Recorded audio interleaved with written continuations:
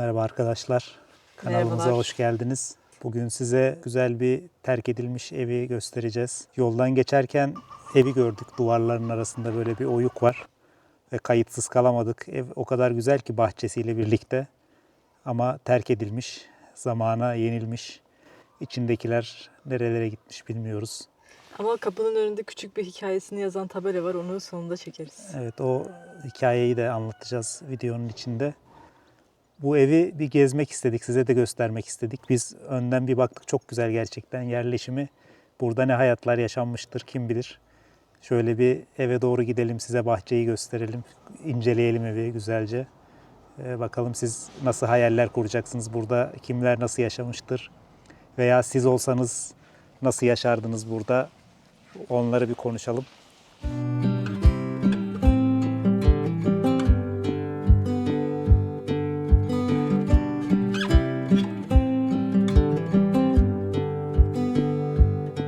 Evin çok güzel bir yerleşimi var arazinin kenarında. Çok da güzel bir bahçesi var. Taş duvarlarla örülmüş. Komşularıyla böyle sınırları belli. Bahçe inanılmaz büyük. Size şöyle genel itibariyle bir göstereyim. Şöyle bahçeli bir evinizin olduğunu düşünsenize. Özellikle orta kısmı boş bırakmışlar. Bahçenin kenarlarında ağaçlar var. Ama bahçenin orta kısmı bomboş. Hani sonradan da sökülmemiş anladığım kadarıyla. Burayı hep böyle kullanmışlar. Etrafını duvarlarla birlikte ağaçlar çevreliyor. Evet. Şimdi eve doğru bir yaklaşalım. Evin önünde bir ağaç var. Ne ağacı acaba bu? Böyle bir narenciye ağacına benziyor ama limon gibi. Ağacı bilenler yazsın lütfen. Evet. Olabilir. Böyle bir kuyusu var. Sanırım su biriktirmek için kullanmışlar bunu Evet. veya depoluyorlardı burada. Burada meşhur zaten su kuyusu. Evin şöyle yanından baktığınızda da çok değişik. İşçiliği çok güzel. Bence ahşap işçiliği olsun, evin yerleşimi olsun. Çok güzel. Şöyle merdivenlerden yukarı çıkan bir kat var ve giriş kat var. Aslında önce giriş katı gezelim, alt katı. Evet. Ayrı ayrı bunlar çünkü. Bak demirler hala sağlam, görüyor musun? Evet, ama işte ne kadar yıl geçmiş üzerinden ve hani Evet. kimsenin yaşamadığı o kadar belli ki. Hadi şimdi buradan başlayalım. Evin içindeki geçişler çok güzel. Çok iyi planlanmış. Evet. Yani burası tam bir köy evi. Şurada ocaklık bakın. İki gözlü. Görüyor musun? Evet, Odun sol dizme yeri tarafında da yapmışlar. odun yeri çok güzel planlanmış. Burada yine bir raf var. Belki mutfak rafı olarak kullanılıyor olabilir. Pencereleri çok güzel. Dışarıya bakıyor, bahçeye. Şöyle bakın, şu kolona bakın şeyden. Hala sağlam, görüyorsun değil mi? Ağaçtan çok güzel bir taşıyıcı kolon yapmışlar buraya. Burası mutfak olarak da kullanılmış bir tezgah var. Evet. Su sistemini görebiliyoruz zaten. Yerlerdeki taşlar çok güzel. Renkleri tozdan kaybolmuş ama buraya kaba bir temizlik yapılsa bile çok güzel olur. Evet. Buradan hemen böyle salon gibi bir şeye geçiyoruz. Ayrıca dışarıdan da girişi var buranın. Bayağı güzel. İki girişi var Bu yani. salon çok güzel. Böyle bir sekizgen, altıgen Bu bir ön salon. tarafı altıgen olarak düşünülmüş şu kısım. Evet. Bak burada soba yeri var ayrıca. Buranın da yine manzarası bahçeye bakıyor ve çok güzel. Yine diğer kapıyla birleşiyor hemen şurada. Buradan sağa doğru döndüğümüzde bir odası daha var. Evet. Burası banyo tuvalet sanki. Bakalım. Bu bölümde tuvalet var. Eski usul tuvalet. Burada bir dönemeç var. Hemen küçük bir köşe. Burası da banyo olarak kullanılmış sanırım. Bakın burada musluk kısmı var şöyle. Burada da soba kurmuşlar galiba. Tabii suyu ısıtmak için odunla yakılan muhtemelen bir kazan vardı burada da. Şöyle. Buranın da yıllanmışlığı çok belli oluyor ama yine de ahşapları çok iyi. Şu tavana kullandıkları ahşap bakın böyle Hala çok sağlam hala bence. fena değil yani. Tesisatı da fena değil. Sadece bir hani boya badana sıvayla elden geçirilebilir. Şu taş duvarmış demek ki burası. Taş duvarda taşlar artık sıva dökülmüş. Burada taşlar görünüyor. Şimdi şöyle çıkalım. Şurada bir merdiven boşluğu var. Üst katı gezelim. Bakın buradan kapıya çıktığınızda bahçenin çok güzel görüntüsü. Bak şimdi sabah kalktın. Burada kahvaltı hazır. Ağacın gölgesi altında bu güzellikte çayını içiyorsun, kahvaltını güzel. yapıyorsun. Şu üst tarafa da çıkacağız şimdi. Üst tarafında yine altıgen bir üst katı var. Yani burada çok geniş bir aile rahatlıkla yaşayabilir. Şu ahşap detaylar çok güzel. Şu sağ tarafı da herhalde odunluk, kömürlük olarak kullanmışlardır. Veya müştemilat olabilir. Buranın bilinen ailelerinden muhtemelen. Yine o dışarıda yazan hikayeyi bir okuyacağım, ona bakarız.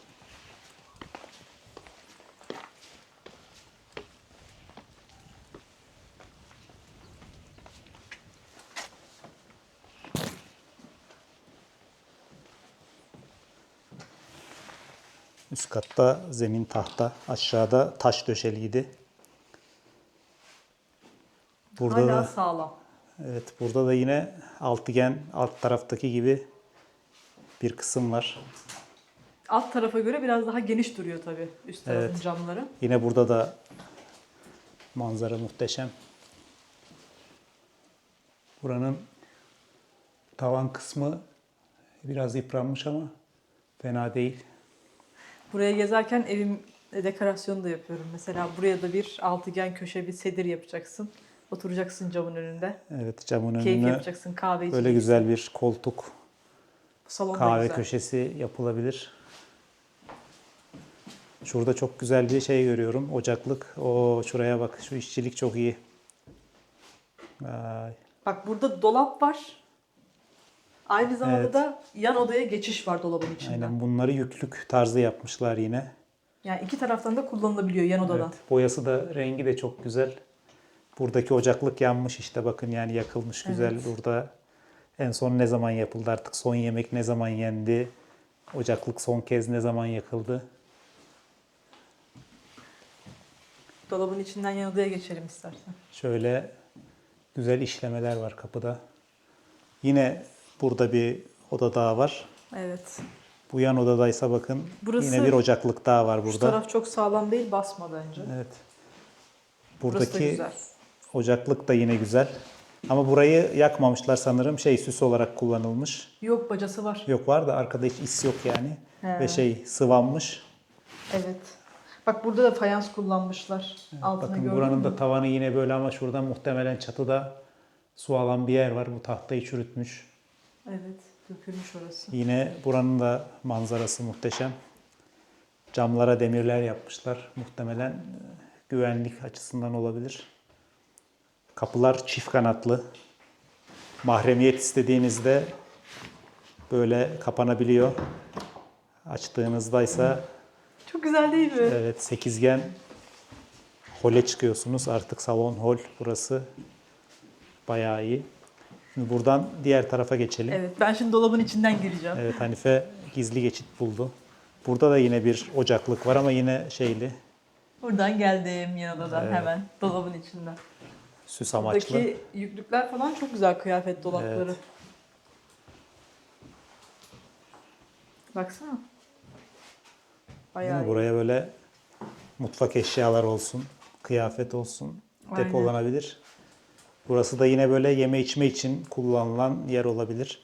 Şu kısımlarda yataklar vesaire depolanmış olabilir. Şurada bak yine niş gibi bir yer var. Çok iyi değil mi ya? Evet, burayı da yapmışlar. Buradaki ocaklık da Burayı bayağı da değerlendirmişler. kullanılmış ama su aldığı için yıpranmış bence. Buranın da tavan bölgesinde yine böyle Bayağı bir su almış. çatlamalar var, su almış. Devam edelim bakalım buradan. Buradan yine antreye geldik yani ana Evet. hole geldik. O kadar ferah ki. Evet. Buradan dışarı çıktığımızda çok güzel yine bahçe manzarasına çıkıyorsunuz. Buyurun. Güzel İşte ya. Bu narenciye ağacı sanırım. Bunu görüyorsunuz. Ya ne çok büyük ne çok küçük. Evet ama yani dediğim çok iyi değil gibi mi? bahçeyi çok geniş ve boş bırakmışlar. Kenarlara dikmişler ağaçları. Evin önünde tek sadece bu ağaç var. Evde tam arsanın köşesinde. Evet, köşeye yaslamışlar. Bakın şu duvarda delik var, küçük bir delik. Oradan kafamızı uzatıp bir baktık geçerken. Bu evi gördük. Dedik ne güzel ev bu.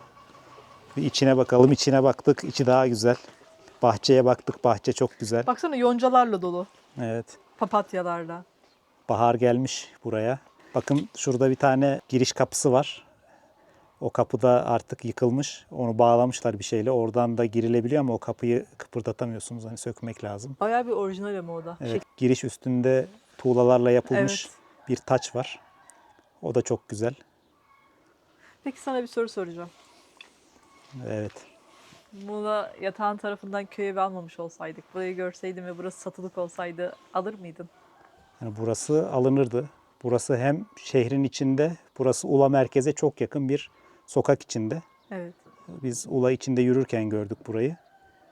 Burası satılık olsa muhtemelen çok yüksek bir para isterler buraya. Evet. Yani Arsası Ula'daki bayağı büyük. herkes şu anda burayı almak ister.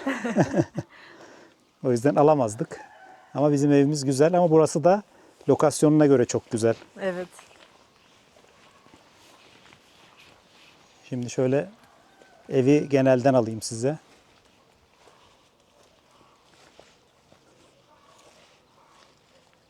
Bakın elektrik kabloları falan çekili hala. Şu yukarıda Muğla bacası yapmışlar. Bacalığa 2 tane bacalık var gördüğünüz gibi. Biri alttan gelen, biri üsttekinin sanırım. İyi çeksin diye 2 ayrı baca yapmışlar. Arkadaki manzarası da güzel bakın. Dağ manzarası. Arka tarafa hiç pencere bırakmamışlar. Yan arsaya bakıyor ya. Hani duvar gibi olsun diye yapmamışlardır Evet, onu da yine belki de. mahremiyet açısından Evet. tercih etmişler sanırım. Evi şimdi şöyle daha da bir dış cepheden alalım. Tam tur size göstereyim.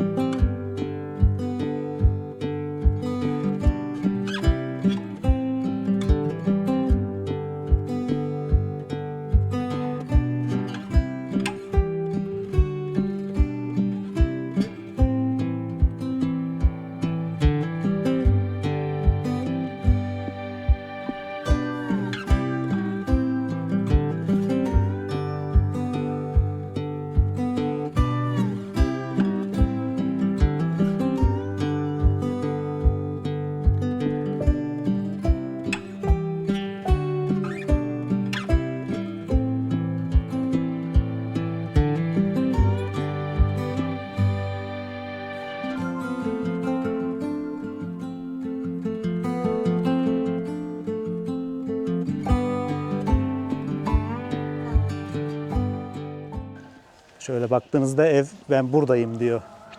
Yani araziye çok güzel yerleşmiş. Önündeki bahçe de evi tamamlıyor. Evet. Bak şurada küçük bir göz daha var.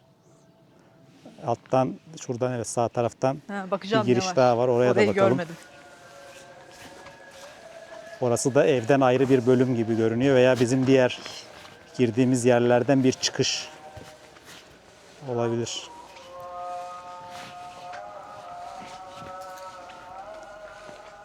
Ha, burası odunluk gibi bir yer olabilir mi? Tek göz mü? Aynen tek göz. Çok büyük bir yer değil. Evet, buraya da böyle bir depolama alanı yapmışlar sanırım. Çünkü hiçbir şey yok, dolap, tesisat yok burada. Burada da büyük ihtimal hayvan, keçi meçi bir şeyler. Evet, burada Tavuk da bakılıyor hayvan büyük ihtimal. beslenmiş olabilir. Tavuk. Şurada teller var. Burası dışarı tuvaleti. Burada muhtemelen hayvan beslenmiş. Şöyle bir dam yapmışlar. Diğer tarafta odunluk, kömürlük gibi.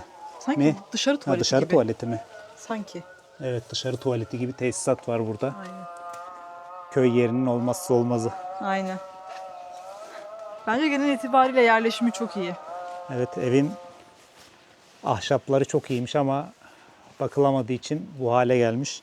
Restore edilse ziyaret için olabilir veya bir işletmeye verilebilir bilmiyorum.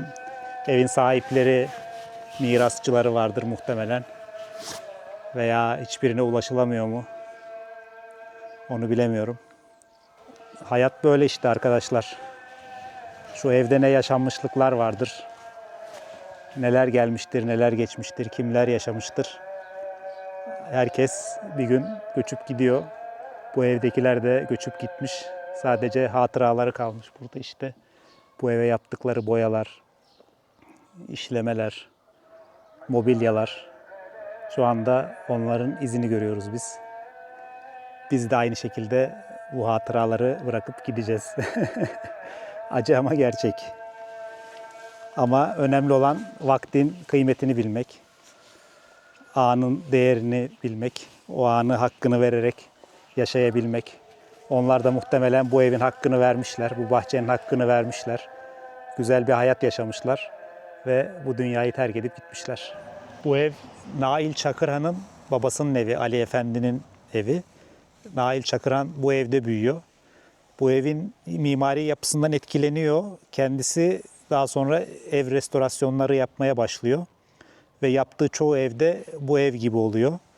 Akyaka'nın evleri de bu şekildedir. Aşağıda gördüğünüz ahşap evleri vardır. Böyle cumbalı vesaire böyle işte altıgen, sekizgen şeyler olan, çıkıntıları olan. Bu evleri bu evden etkilendiği için diğer yaptığı evleri de bu şekilde yapıyor. Nail Çakırhan mimarlık eğitimi almıyor. Mimarlık eğitimi almadığı halde bir mimarlık yarışmasına katılıyor ve o yarışmada birinci oluyor. Bu ev de Akyaka'nın tarihi için, yani Akyaka'nın evlerinin temeli aslında bu ev aracılığıyla atılmış oluyor. Akyaka'nın tarihi bu evde yazılmış oluyor. O yüzden Akyaka için çok önemli bir ev burası. Şu yapı, şu mimari Akyaka'nın zaten karakteristik mimarisi. Bu ev muhtemelen 1930'lu yıllarda yapılmış ve Nail Çakırhan'ın çocukluğu da burada geçmiş. Daha sonra muhtemelen 1960'lı yıllardan sonra burada yaşamayı bırakmışlar. Akyaka taraflarında muhtemelen kendine güzel bir ev yapmıştır. Nail Çakırhan ve babası Ali Efendi burada yaşamışlar. Gerçekten de çok güzel bir ortam. Biz de size hikayesini bu vesileyle anlatmış olduk. Videomuzu burada bitiriyoruz artık. Umarım beğenmişsinizdir. Videomuzu beğenmeyi ve Kanalımıza abone olmayı unutmayın. görüşmek üzere. Görüşmek üzere.